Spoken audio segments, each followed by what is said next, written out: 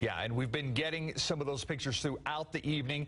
Thank you for sending them in. The night team's Courtney Friedman joins us live from the newsroom with some of those images. And Courtney, you know, just when you think you've seen the biggest hailstone, you see something like what's on the monitor right now. This is just unbelievable. We keep saying this is the biggest one we've seen, and yet our viewers are amazing. Thank you guys for sending all of this in. Barbara actually took this picture, and we want to show you up close what that looks like. It is huge. You can see that in her hand, and that was from Leon Valley. Another hail picture we got from the northwest side. Ramy sent us this picture from near Bandera and Braun, and then, of course, our own... Oh, actually, this is from Erica Hernandez. Our own Erica Hernandez sent this from the airport area. So this is just extremely widespread. And then take a look at this picture from our own photographer, Adam Higgins.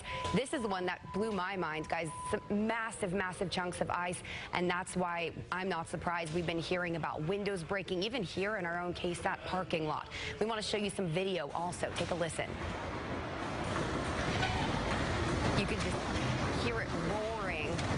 Some of our KSAT photographers shot this from our own lobby here at our studios, and then they headed outside, and this is what they saw. If you're anywhere in our area, this is a familiar sight, and just the lightning and the rain, we know that all of this was coming down so hard. That's why we have that high water rescue going on. So it's best to just stay inside.